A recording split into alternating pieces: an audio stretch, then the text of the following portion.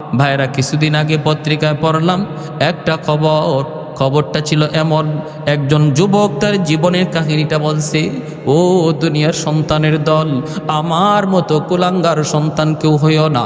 আমি এমন একটা কুলাঙ্গার সন্তান, আমার দুনিয়াতে আসার পরে আমি দেখতে পেলাম আমার বাবা নাই, মা আমাকে মানুষের বাড়িতে কাম করে করে লেখাপড়া করাইছে। একটু বোঝ হওয়ার পর আমি দেখলাম আমার মায়ের একটা চোখ নাই, চোখটা বিশাল গর্ত হয়ে আছে। আমার মায়ের চেহারার দিকে তাকাইলে বড় ভয় হয়। স্কুলের ক্লাসের ছাত্রছাত্রীরা আমাকে নিষেধ করে, তোর মাকে স্কুলে আসতে নিষেধ করবি। চেহারার দিকে তাকাইলে ভয় লাগে, চেহারার দিকে তাকাইলে বড় ভয় লাগে। একটা চোখ নাই, বিশাল গর্ত। আমি মাকে বললাম, মা তুমি স্কুলে যেও না। মা বলতেছে, বাবারে সারাদিন তোমাকে না দেখলে আমি মা সইতে পারি না, থাকতে পারি না, কারণ দুনিয়াতে আমার কেউ নাই, আছো শুধু তুমি আর আমি। অতএব আমাকে স্কুলে যদি একবার না যাই আমি মা সেটা সহ্য করতে পারি না। হাই স্কুলে গেলাম, সেখানেও মা আমাকে দেখতে হাই স্কুলে যায়। কলেজে গেলাম, তবু মা দেখতে যায়। ছাত্রছাত্রীরা না করে, এরপর মা মানে না। আমিও নিষেধ করি, মা নিষেধ মানে না। এক পর্যায়ে আমি ঢাকা ইউনিভার্সিটিতে চলে গেলাম, সেখানে লেখাপড়া করি।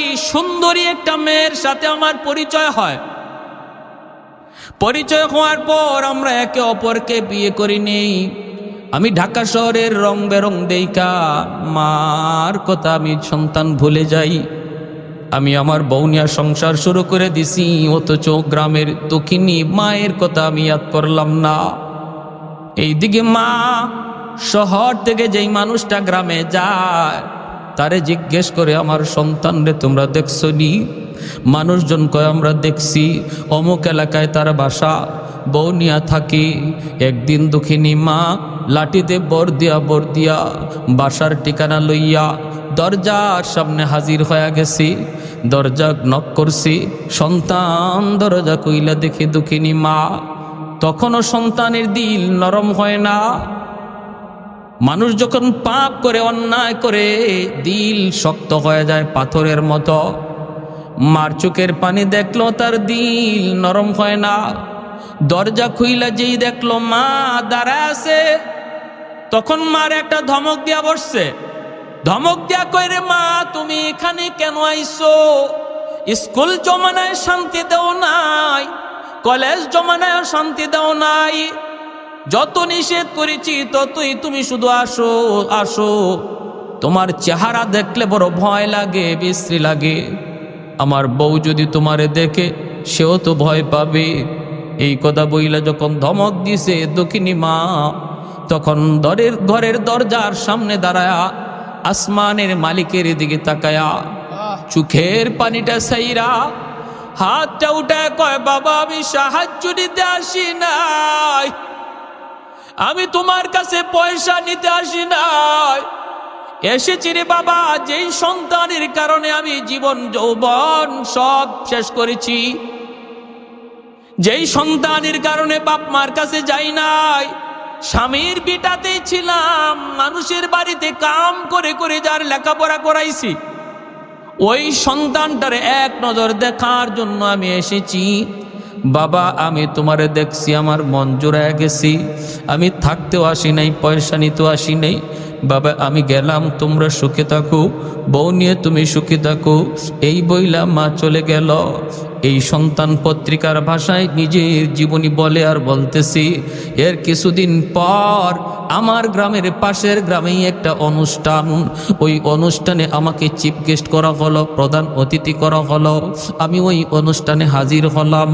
অনুষ্ঠান শেষ হওয়ার পর মন চাইল পাশের গ্রামটাই তো আমার নিজের গ্রাম, একটু মারে দেখে যাই। আসছি মারে দেখার জন্য, আইসা দেখি দরজা বন্ধ। বাহির থেকে ডাক দিলাম মা কয়া, কেউ দরজা খুলে না, কেউ দরজা খুলে না। মা কয়া ডাকতেছি, কেউ দরজা খুলে না। হঠাৎ করে একজন মহিলা দরজা খুলল। এই মহিলারে আমি কোনো দিন দেখি নাই। ডাক দিয়া বললাম, তুমি কে? কয়, আমি আপনার ফুফাতো বোন। আমার ফুফু আজকে অনেক দিন যাবত অসুস্থ, বিছানায় পড়ে আছে। আমি আমার ফুফুর সেবা করার জন্য এসেছিলাম। শেষ সময় আমার ফুফু চিকিৎসার অভাবে আজকে 1 সপ্তাহ হয় আমার ফুফু দুনিয়ার বাড়ি ছেড়ে চলে গেছে। আপনি বুঝি এই বাড়ির সাহেব? বলে হ।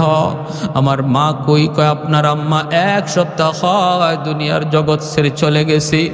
যাবার সময় আমার হাতে একটা চিঠি দিয়া গেছে, আর বলছে কোনোদিন যদি আমার সন্তান আমারে দেখতে আয়, তোমরা এই চিঠিটা আমার সন্তানের হাতে দিও। এই যে নেন আপনার মায়ের চিঠি। যুবক বলতেছে, আমি চিঠিটা হাতে নিলাম। চিঠিটা হাতে নিয়ে চিঠিটা খুললাম, কইলা দেখি মায়ের হাতের লেখা। মা লিখতেছে, বাজান, কোন দিন মায়ের খবর নিতে গ্রামে আসবা জানি না, কোন দিন মার কথা ইয়াদ হবে জানি না, তবে মৃত্যুর আগে আমি একটা সংবাদ তোমাকে জানায় গেলাম।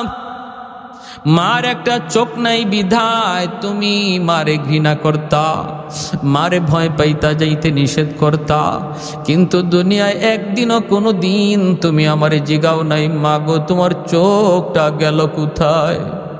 একদিনও তুমি জিগাও নাই। আজকে চিঠির ভাষায় লিখে গেলাম, বাবারে এই চোখটা আমি তোমারে দান করছি। যেরকম সুবহানাল্লাহ।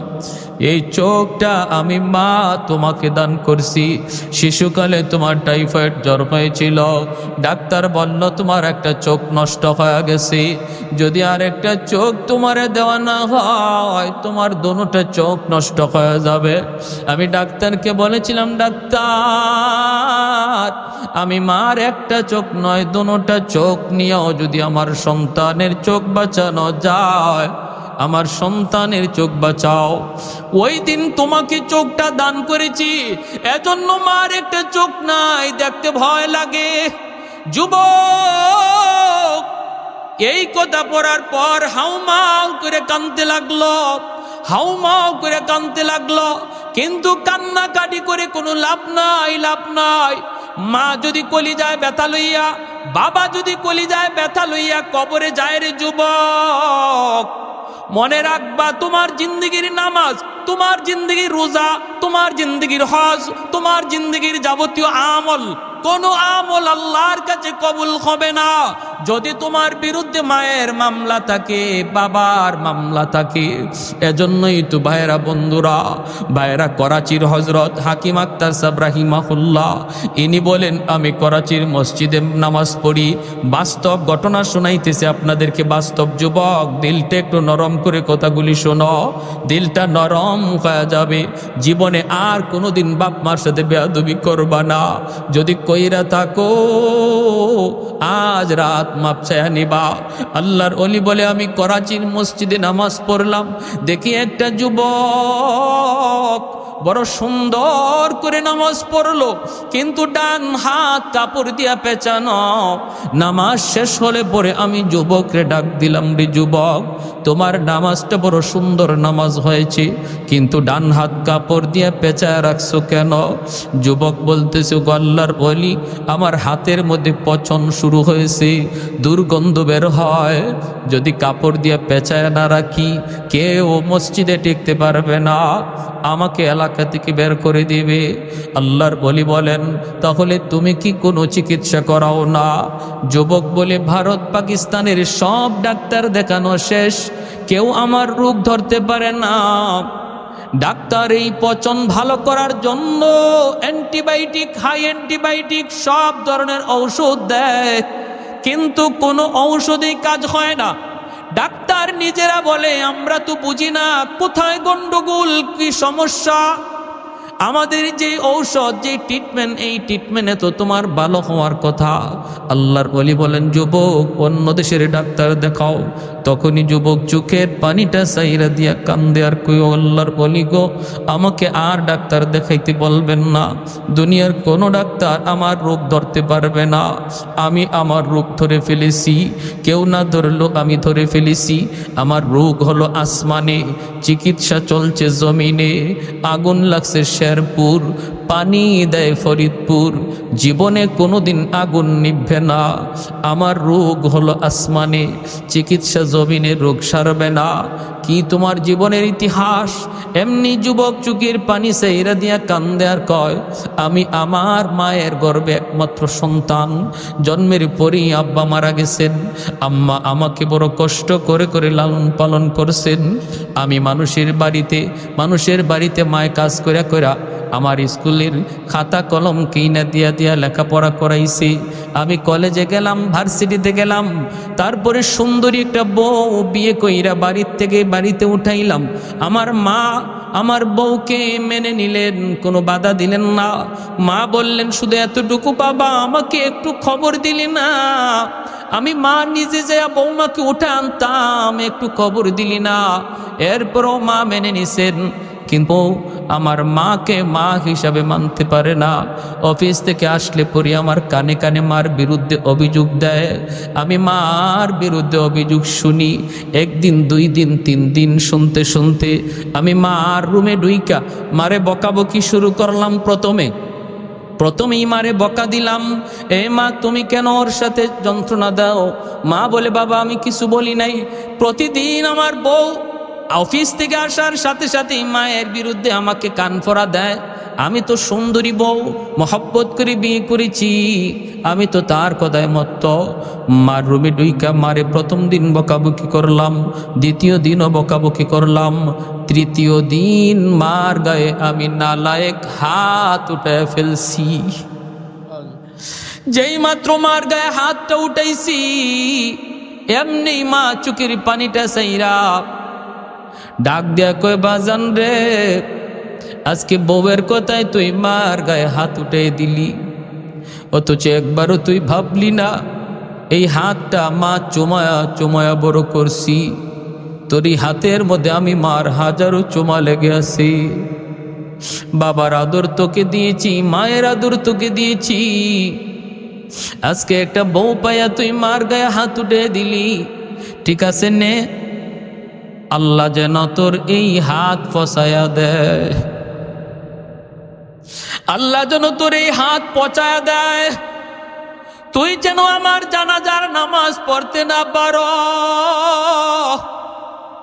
যুবক কান্দে আর বলতেছে, গো আল্লাহর বলি, আমি টের পাইছি তখনই আমার পায়ের নিচের জমিন কাইপা উঠছে, যেন মার বদুয়ার সাথে সাথে আল্লাহর আরশটা পর্যন্ত কাইপা উঠছে। কিছুদিন পরে আমি অফিস থেকে খবর পাইলাম মা মারা গেছেন। মার জানাজা পড়ার জন্য আমি অফিস থেকে রওনা দিলাম, কিন্তু ওই দিন গ্রামে পৌঁছতে পৌঁছতে এত সমস্যা হয়ে গেছি, অনেক দেরি হয়ে গেছে। অন্য কোনো দিন এত দেরি হইতো না। বাড়িতে পৌঁছতে পৌঁছতে অনেক সময় লেগে গেল। আইসা দেখি এলাকার মানুষ আমার সারাই মার জানাজার নামাজ পড়ে ফেলেছে। মানুষজন আমাকে ডাইকা বলতেছে, বাবা অনেকক্ষণ অপেক্ষা করেছি রে বাবা, আর মানুষে অপেক্ষা করে না, এজন্য জানাজা পড়ে ফেলেছি। ভাইরা বন্ধুরা, যুবক কান্দে আর কয়, বাবারা তোমাদের কোনো ভুল নাই, তোমাদের কোনো দোষ নাই, আমি বুঝে ফেলেছি গন্ডগোল কোন জায়গায়, গন্ডগোল কোন জায়গায়। যুবক বলতেছে, আমি অপেক্ষায় তখন ছিলাম, মার 2টা বদদুয়ার 1টা বদদুয়া কবুল হয়ে গেছে। তুই যেন আমার জানাজার নামাজ পড়তে না পারো, আমি চেষ্টা করো মার জানাজার নামাজ পড়তে পারি নাই রে যুবক। মার মনে কষ্ট দিয়া যদি কোনোদিন মা এমন বদদুয়া দেয়, মনে রাখো, সালাসাতুন দাওয়াতুম মুস্তাজাবাতুন লা শাক্কা ফি, দাওয়াতুল মাজলুম, দাওয়াতুল মুসাফির ওয়া দাওয়াতুল ওয়ালিদ আলা ওয়ালাদিহি। তিন ব্যক্তির দোয়া বদদোয়া সরাসরি আল্লাহর দরবারে কবুল, মাঝখানে কোনো বাধা থাকে না। এই তিন ব্যক্তির ভিতরে এক ব্যক্তি হলো বাপ মা, আরেক হলো মুসাফির, আরেক হলো মজলুম। এই তিন ব্যক্তির দোয়া বদদোয়া সরাসরি আল্লাহর দরবারে কবুল। এজন্য মায় বদদোয়া দিছে, তুই আমার জানাজার নামাজ পড়তে যেন না পারো। হাজারো চেষ্টা করে মা জানাজা পড়তে পারে নাই। যুবক বলে আমি অপেক্ষায়, এবার আমার হাতের পালা। মা বলছে, তোর এই হাত যেন পচা যায়, যে হাত দিয়ে তুই মারছ। কিছুদিন পরেই দেখি আমার হাতের মধ্যে ফোড়া দেখা দিছে, ফোড়া। এই ফোড়ার চিকিৎসার জন্য ডাক্তারের কাছে গেলাম। ডাক্তার আমাকে ওষুধ দিল, কিন্তু ফোড়া তো ভালো হয় না, বরং হাতে পচন শুরু হয়ে গেছে। ঔষধ দেয়, পচন আরো বাড়তেছে, আরো বাড়তেছে। ডাক্তার কোনোভাবে আমার রোগ ধরতে পারে না। এইবার আমি হাতের পচন কি করব? সুন্দরী বউ, যার মহব্বতে পইরা আমার গায়ে হাত উঠাইছিলাম, ওই সুন্দরী বউটাও আমারে ফালায়া বাবার বাড়ি চলে গেছি। এখন আমি কি করব? এলাকায় আমারে থাকতে দেয় না, আশপাশের বাড়িতেও আমার কেউ থাকতে দেয় না। আমি শুধু এখন মসজিদে মসজিদে ঘুরি, হাতটারে কাপড় দেয়া পেঁচায় রাখি যেন দুর্গন্ধ কেউ টের না পায়। ওগো আল্লাহর বলি, এবার বলুন আমার কিছু করার আসেনি, আমার উপায় কি? আমার উপায় কি? ভাইরা বন্ধুরা, করাচির হজরত তখন বলেন, বাবারে সান্ত্বনা কেমনে দিব জানি না, তবে আমার নবীর একটা হাদিস, নবী বলে, মান যারা কবর আবাওয়াইহি ফি কুল্লি জুমাতিন গুফিরা লাহু কুতিবা বাররান। যদি জুম্মার দিন 5 ওয়াক্ত নামাজ কোনো সন্তান ভালোভাবে আদায় করে, জুম্মার দিন বাপমার কবর জিয়ারত করে, জুম্মার দিন বাপমার কবর জিয়ারত করতে যদি না বলে, দুনিয়ার যদি সে জানা অজানা বাপমারে কষ্ট দেয়, ওই জুম্মার দিনে কবর জিয়ারতের উসিলায় আল্লাহ তারে মাফ করে দিবি। সুবহানাল্লাহ।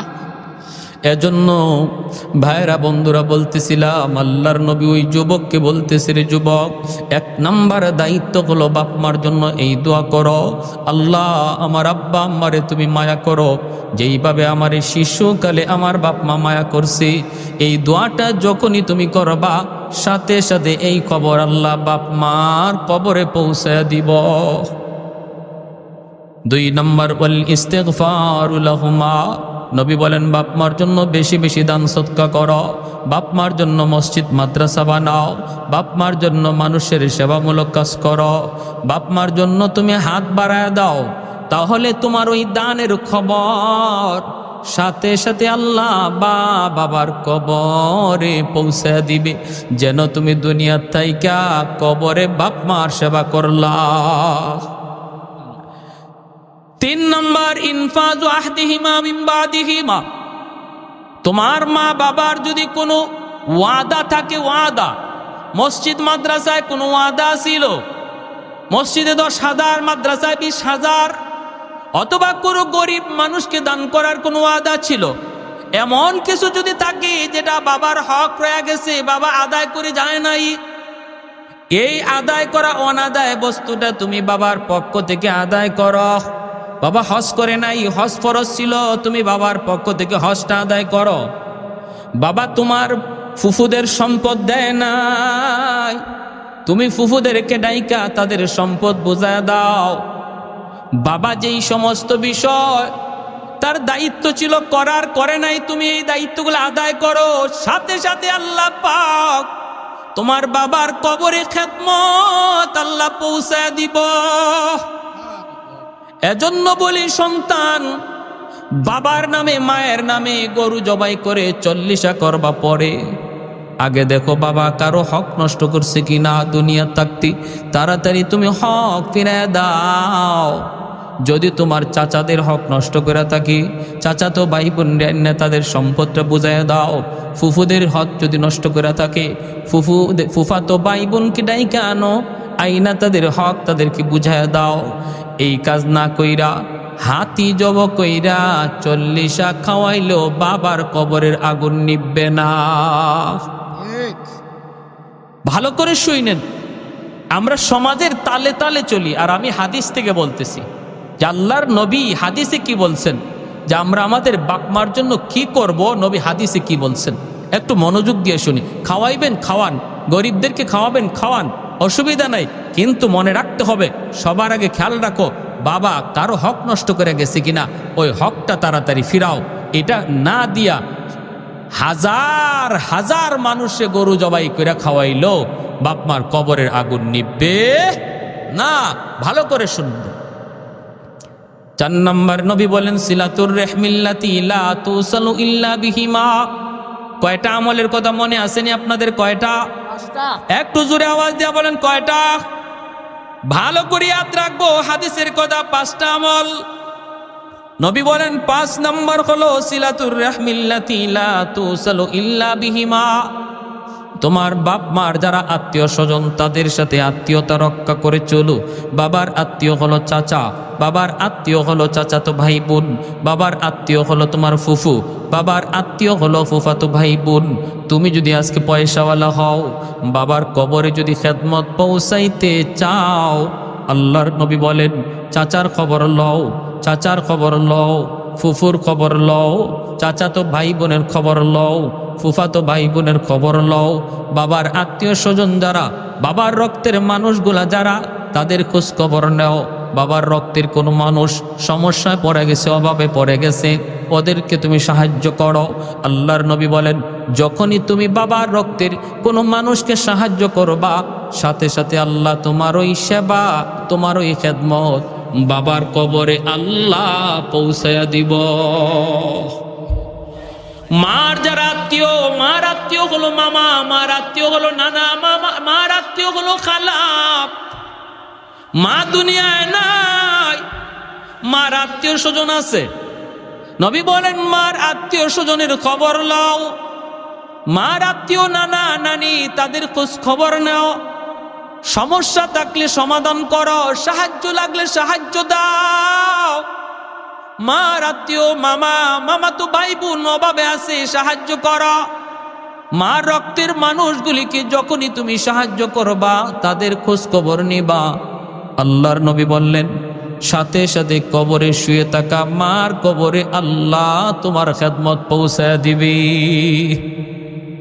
যুবক প্রশ্ন করেছিল নবীকে, নবী গো আমার আব্বা আম্মা কবরে রাইকেও আমি বাপ মার সেবা করার সুযোগ আসেনি। নবী বললেন আছে, 5টা আমল করলে বাপ মারে কবরে রাইকেও সেবা করা যায়। 4 নম্বর হলো বাপ মার আত্মীয় স্বজন তাদের খোঁজ খবর নিলে আল্লাহ পাক কবরে সেবা আর খেদমত পৌঁছায় দেয়। 5 নম্বর আমল মনে রাখেন, ইকরামু সাদিকিহিমা মিন বাদিহিমা। বাবা মার যারা বন্ধু বান্ধব, বাবার যারা বন্ধু, বাবার বয়সের যে মানুষগুলো আছে, তাদেরকে পাইলে পরে বাবার মতো সেবা করো, বাবার মতো শ্রদ্ধা করো। বাবা যাদের সাথে চলতো, যদি এমন কোন মানুষকে পাও, তখন তারে ডাক দিয়া বলো চাচা আপনাকে কত কাল আব্বার সাথে দেখছি, আজকে আমার আব্বা নাই বিদায় আপনি আসেন না। চাচা আপনারে কতদিন আব্বার সাথে একসাথে চা খাইতে দেখছি, একসাথে ঘুরতে দেখছি, আব্বার কাছে গল্প করতে দেখছি। চাচা আপনারে একটু চা খাওয়াবো, চাচা আপনাকে একটু ঘরে নিব। এই বইলা তুমি ওই মানুষটারে যদি একটু সেবা করো, তারে যদি ঈদের সময় একটা লুঙ্গি কিনে দাও, তারে ঈদের সময় যদি একটা তুমি এমন কাপড় চোপড় কিনে দাও, আল্লাহর নবী বললেন যেন তুমি তোমার বাবার এই কবরে নতুন কাপড় পরাইছ। আরো আস্তে কোন সুবহানাল্লাহ। নবী বলেন যেন তুমি তোমার বাবার এই কবরে নতুন কাপড় পরাইছো। বাবার একজন বন্ধু, বাবার বয়সের একজন মানুষের সেবা করছো, যেন বাবার এই সেবা করছো। মার সাথে যেই মহিলাগুলি চলতো, তাদেরকে পাইলে পরে মার মতো শ্রদ্ধা কইরো। মার বয়সের মহিলা দেখলে পরে মার মতো শ্রদ্ধা কইরো। যখনই তুমি তাদের সেবা করবা, শ্রদ্ধা করবা, তাদের একটু খেদমত করবা, আল্লাহ পাক ওই খেদমতটা মার কবরে আল্লাহ পৌঁছে দিব। এজন্য রে ভাই বলতেছিলাম 5টা আমলের কথা নবী বলছেন। 1 নম্বর দোয়া, 2 নম্বর দান সদকা করা, 3 নম্বর হলো তাদের ওয়াদা পূরণ করা, 4 নম্বর তাদের আত্মীয় স্বজনের সাথে ভালো সম্পর্ক রাখা, 5 নাম্বার তাদের বন্ধু বান্ধবদের সাথেও খোঁজখবর নেওয়া। যদি বাপ মার নামে দান করো। জুনাইদ বাগদাদি রাতের বেলা ঘুমাইলেন, স্বপ্নে দেখেন জাহান্নামী চেহারার একজন মানুষ ওনার সামনে আইসা কান্দে। আল্লাহর ওলি বললেন, কে গো তুমি, কি তোমার পরিচয়? কই হুজুর আপনি আমাকে চিনেন না, আপনি আমারে চিনবার কথাও না, আমি আপনার গ্রামেরই একজন মানুষ। আজ থেকে বেশ কিছুদিন আগে আমি মারা গেছি, কবরে জাহান্নামের আগুনে জ্বলতেছি। হুজুর দুনিয়াতে আমার কোনো আওলাদ নাই, আছে শুধু একটা মেয়ে সন্তান। আল্লাহ আমাকে জানাইছে যদি আমার মেয়েটা আমার নামে দান সদকা করে তাহলে আল্লাহ আমার কবরের আযাব মাফ করে দিবে। হুজুর আমি আপনার কাছে সাহায্যের জন্য এসেছি, একটু দয়া করে যদি আমার মেয়েটারে এই খবর দিতেন। আল্লাহর ওলি ঘুম থেকে ওইটাই মেয়েটার সংবাদে চলে গেলেন। মানুষদেরকে জিগাইতেছেন, অমুক মেয়েটারে তোমরা চিনুনি? মানুষেরা কয় হুজুর মেয়েটা তো বড় খারাপ চরিত্র, ভালো না, ওর কাছে ভালো মানুষ কেউ যায় না, আপনি কেন যাবেন? আল্লাহর ওলি বলেন খবর দাও, ঠিকানা বলে দাও, যাওয়াটা একান্ত জরুরি। মানুষজন কয় নদীর ঘাটে গোসল করে। জুনাইদ বাগদাদি নদীর ঘাটে আইসা দেখেন মেয়েটা গোসল করে। গোসল থেকে ওঠার পর ডাক দেয়া কয়, মৌলবী তুমি আবার কি চাও? আল্লাহর ওলি বলেন, মা রে আমি কিছু চাই না, একটা খবর দিতে এসেছি রে মা। তোমার বাবা আজ থেকে বেশ কিছুদিন আগে কবরে চলে গেছে তাই না? বলে হ, তোমার বাবা কবরে বড় আযাবে আছে, কষ্টে আছে, জাহান্নামের আগুনে জ্বলতেছে। স্বপ্ন যুগে আমার সাথে দেখা হইছে, আমাকে বলছে আল্লাহ নাকি জানায়া দিছে তুমি যদি তোমার বাবার নামে দান সদকা করো আল্লাহ পাকের উসিলায় তোমার বাবার কবরের আযাব আল্লাহ মাফ করে দিবে। ভাইরা বন্ধুরা, এই খবরটা মেয়েকে দেওয়ার পর মেয়েটার দিল নরম হলো না, কারণ সন্তানরে যদি দিন শিখায় না যায় কবরের পাশ দিয়া চলে যাবে রে বাবা, এরপরও বাবার কথা ইয়াদ করবে না। যদি আল্লাহর দিন শিখায় না যান, মার কবরের পাশ দিয়া গান গাইতে গাইতে যাইব, এরপরও মার কথা ইয়াদ হইব না। আর যদি দিন শিখায় যান, কবরের পাশে যাইয়ে সূরা ইখলাস 3 বার পড়ব, আল্লাহ 30 পারা কোরআন তিলাওয়াতের সওয়াব বাপ মার কবরে পৌঁছায় দিব। সুবহানাল্লাহ। অন্তত দিন শিখায় গেলে পরে এতটা হবে, এতটুকু হবে, গান গাইবে না কবরের পাশে। ওই মেয়েটা দিন না থাকার কারণে দিল নরম হয় নাই, বাবার কবরের আযাবের কথা শোনার পরও দিল নরম হয় নাই, বরং হাতের মধ্যে এক মুষ্টি পানি লইয়া আল্লাহর ওলি জুনাইদ বাগদাদির দিকে ঠাট্টা কইরা মজাক কইরা ঢিল মারছে। কয় নেন আমার বাবার জন্য এতটুকু পানি আমি সদকা করলাম। এই বইলা জুনাইদ বাগদাদির দিকে ঢিল মারছি। আল্লাহর ওলি সাথে সাথে গাটা সরায় ফেলছেন, পানিটা গায়ে লাগে নাই, মাটিতে পড়ছি, চোখ দিয়ে পানি চলে আসছে। হায় রে, সন্তান বুঝি এমন হয়, সন্তান বুঝি এমন হয়। চলে গেলেন বাড়িতে নিরাশ হইয়া। এই রাতে তিনি ঘুমাইছেন, দেখেন স্বপ্ন যুগে ওই মানুষটা গতকাল যে ছিল জাহান্নামী, আজকে সে জান্নাতি চেহারার মানুষ হইয়া হাজির হয়ে গেছে। আল্লাহর ওলি বললেন, কেমন করে তোমার পরিবর্তন হলো? মেয়ে তো কোনো দান সদকা করে নাই, কোনো দোয়া করে নাই। বাবা তখন বলতেছি, হুজুর আপনার শুকরিয়া জানাইতে এসেছি, আমার মেয়েটা আপনার দিকে যে পানি ঢিল মারছে, ঠাট্টা কইরা মজাক কইরা আমার নামে, এই পানিটা কিন্তু আপনার গায়ে পড়ে নাই, পড়ছে মাটিতে।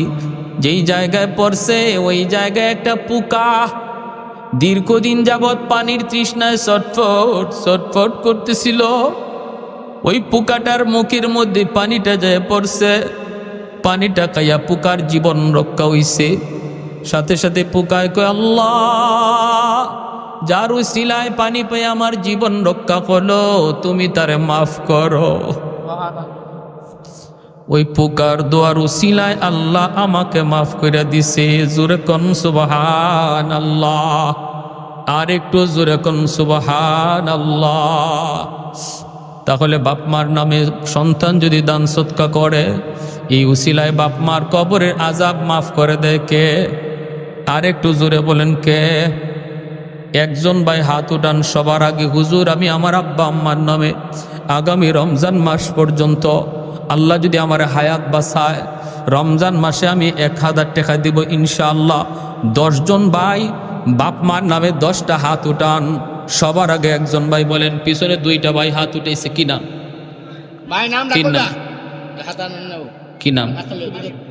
ফাহিম মিয়া, জনাব ফাহিম মিয়া 1000। আল্লাহ, মা বাবা আছেন তো? তুমি যাও না, বাবা নাই। আল্লাহ বাবার কবরে সন্তানের দানের খবর পৌঁছাও। জোরে কোন আমিন, আরো জোরে আমিন। আপনি মজনু ভাই কি নাম? নূর মোহাম্মদ। আচ্ছা, আলহামদুলিল্লাহ। আমি আরেকটা কথা, হুজুরে বলছিলেন আমাকে যে হুজুর টাকা কালেকশনের দরকার নাই, এখানে নবীর বাগানে নবীর কিছু মেহমানরা পড়তেছে, এদের বাৎসরিক একটা খোরাকের প্রয়োজন। আমি শুধু এতটুকু 10 জন ভাই দেখতে চাই, 10টা বস্তা চাউলের বস্তা দিবেন।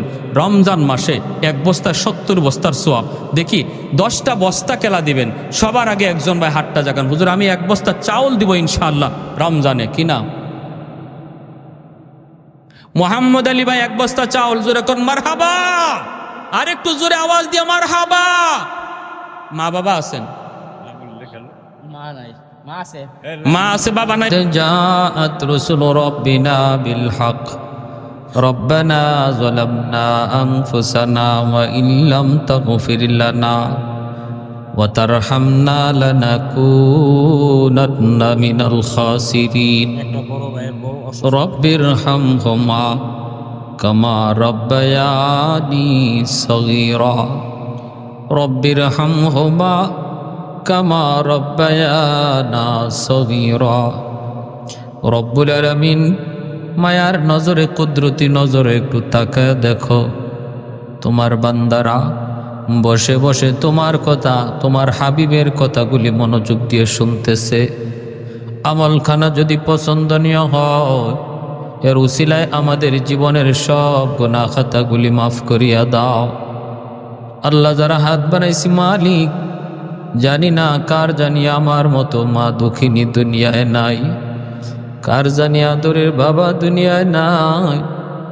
আয় আল্লাহ, যার মা আছে মাহফিল শেষ করে ঘরে গিয়া আম্মা কইয়া ডাক দিবে, আমার মতো যার বা নাই ঘরে গিয়া মা কওয়ার কোনো সুযোগ নাই। আয় আল্লাহ মালিক, সন্তান বাড়িতে আসার খবর দেওয়া মাত্র দুঃখিনী মা যতক্ষণ পর্যন্ত সন্তান ঘরে নাই ঘুমায় না, দরজার পাশে দাঁড়ায় দাঁড়ায় সারা রাত জায়গা থাকে। এমনও মা যাদের অন্ধকার কবরে, মালিক ওই মারে তুমি কবরে আযাব দিও না, কবরে মাইরো না। সন্তান হাত 2টা বাড়ায় আমার পক্ষ থেকে মাফ চাইতেছে গো আল্লাহ। কুদরতি নজরে তাকায় দেখো ও মালিক, মার রুটা ডাইকা বলে, বাবা রে মার কবরের পাশ দিয়া চইলা যাও। কবরখানা দেখাও কি দুঃখিনী মার কোদাইয়া হয় না। নামাজ পড়ার জন্য উঠছিলাম, তুমি কান্না শুরু করে দিছো, কুলে নিছি প্রস্রাব করে নাপাক বানায় দিছো। আমি মা নামাজটা ঠিক মতো পড়তে পারি নাই, এজন্য আজকে কবরে মা ধরা খায়া গেছি। একটু মার জন্য হাতটা উঠায় কান্দো, তোমার চোখের পানির উসিলায় আল্লাহ মার কবরের আযাব মাফ করে দিবে রে বাবা। ও মালিক, মায়ার নজরে কুদরতি নজরে একটু তাকায় দেখো, এই মাহফিলে কত সন্তান, আল্লাহ মা হারা সন্তান, বাবা হারা সন্তান, চোখের পানি ফালায়া ফালায়া মার পক্ষ থেকে বাবার পক্ষ থেকে মাফ চায়। আল্লাহ মেহেরবানি করে আম্মা আব্বার কবরকে জান্নাতের বাগান বানায় দাও। আল্লাহ আমার ভাই এই মাদ্রাসার প্রতিষ্ঠাতা আল্লাহ বাপ মা দুনিয়া নাই, আয় আল্লাহ মেহেরবানি করে তাদের কবরে সন্তানের এই দানের খবর তুমি পৌঁছে দাও। আল্লাহ তার সন্তানগুলিও তার মতো দানবীর বানা। আয় আল্লাহ যেই সন্তান বাবার জন্য দান করে তার সন্তানও তার জন্য দান করে। আয় মাওলায়ে করিম, আল্লাহ আমার ভাইয়ের এই দানকে তুমি কবুল করো, মঞ্জুর করো। আল্লাহর উসিলায় তাদের সকল মুর্দেগানদেরকে মাফ করো, তাদের প্রত্যেকের কবরে দানের খবর পৌঁছে দিও। ডাইনে বামে সামনে পিছনে যত মুর্দেগান শুয়ে আছে মাওলা, এই মাহফিলের খাতিরে মাদ্রাসার খাতিরে প্রত্যেকের কবরকে জান্নাতের বাগিচা বানায় দিও।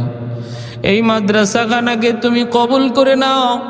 ছোট ছোট বাচ্চাগুলি মাদ্রাসায় পড়ে, যেই বয়সে বাচ্চারা মাদ্রাসায় আসছে কোরআন শিক্ষা করার জন্য, এই বয়সে বাচ্চা মায়ের কুলে ঘুমাইতো, বাবার কুলে ঘুমাইতো। ও আল্লাহ, বাবার কুলে মায়ের কুলে ঘুমাইতো।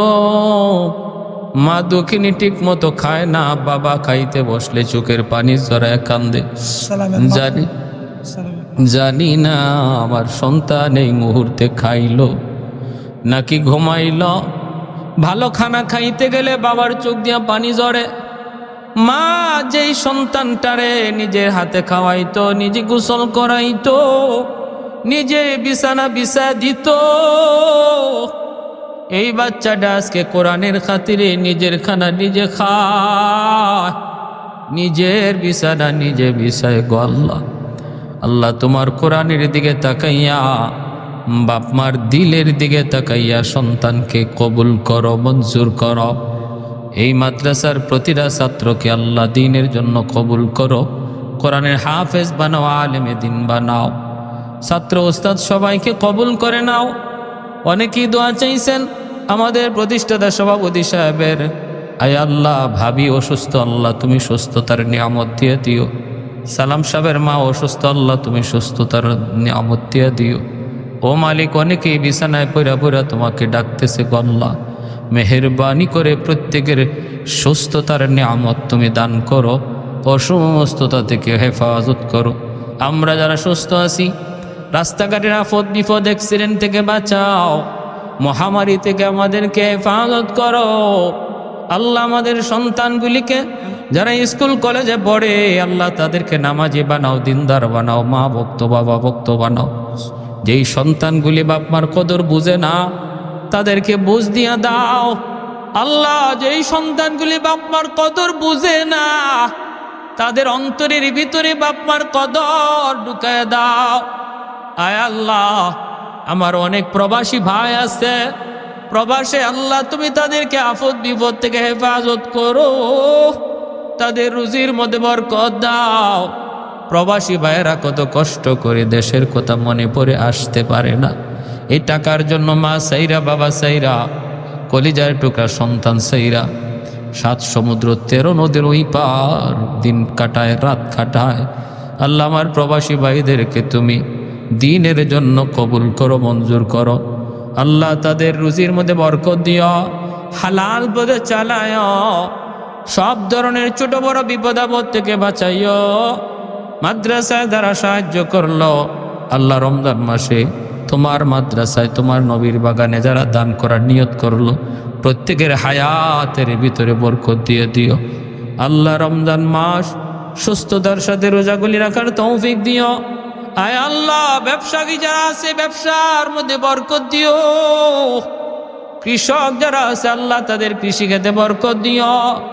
আয় আল্লাহ, আমাদের দেশটার উপরে শান্তি নাজিল করো, অশান্তি দূর করো, পরস্পরে মিল মহব্বত বাড়ায় দিও, হিংসা বিদ্বেষ দূর করে দাও। আয় আল্লাহ, এলাকার মানুষকে মাদ্রাসার মুআফিক বানাও, ছাত্রদেরকে দিল থেকে ভালোবাসার তৌফিক দাও। আল্লাহ, ছাত্রদেরকে দিল থেকে ভালোবাসার তৌফিক দাও। আয় আল্লাহ, এলাকার মানুষকে এই মাদ্রাসার উসিলায় তুমি কবুল করে নাও। সাল্লাল্লাহু তাআলা, আমার মা বোনদেরকে মাফ করে দাও। আল্লাহ, আমার মা বোনদেরকে মাফ করে দাও। দ্বীনের জন্য কবুল করো, খাস পর্দার ভিতরে থাকার তৌফিক দান করো, যুবকদেরকে মসজিদমুখী নামাজি বানাও। আয় আল্লাহ, আজকের এই আশা বসাকে নাজাতের ওসিলা বানায় দাও। সাল্লাল্লাহু তাআলা আলা খাইরি খালকিহি মুহাম্মাদিন ওয়া আলিহি ওয়া আসহাবিহি আজমাইন। আমিন আমিন বিরহমাতিকা ইয়া আরহামার রাহিমিন।